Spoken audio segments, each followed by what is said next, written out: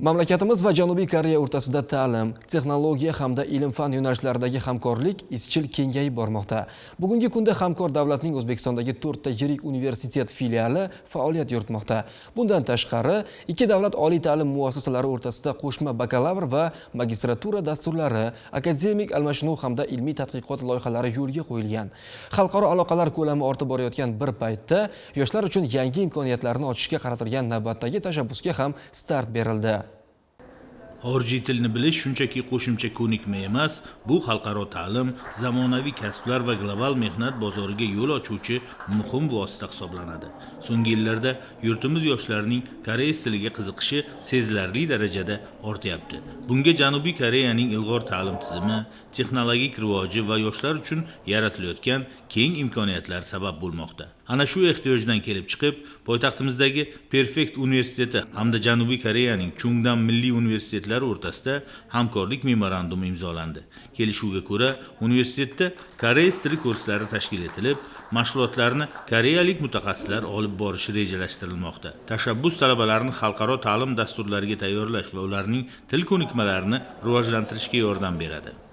Bizning talabalarimiz koreys tilini o'rganib, 2+2 ya'ni ham bizda ham o'sha Janubiy Koreyada o'qish masalalarini hozir demak kelishyapmiz. Yangi o'quv yilidan buni ishga tushiramiz. Dastlab umumiy koreys tili o'rgatiladi. Keyinchalik endi o'sha talabalarning yo'nalishiga qarab murakkablashib boraveradi.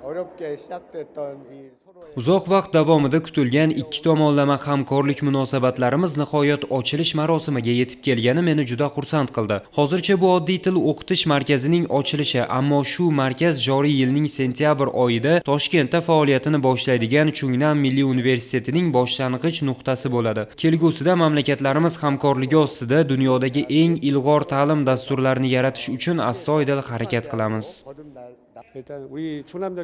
Global darajadagi iqtidorli kadrlarni tayyorlash bizning asosiy maqsadimiz. Bu markaz orqali talabalar koreys tilini o'rganadilar va uni erkin darajada o'zlashtirgach, ular bevosita Janubiy Koreyadagi Chungnan milliy universitetiga kelib, muammosiz moslashib, o'qish va kundalik hayotini oson davom ettira olishlari mumkin. Shuningdek, ular Janubiy Koreyada ishga joylashish imkoniyatiga ega bo'ladilar. Magistratura va doktorantura bosqichida o'qishni davom ettirishlari ham mumkin. Aynan shuning uchun biz ingliz tilida emas, koreys tilida ta'lim berishni asosiy yo'nalish sifatida tanlaganmiz.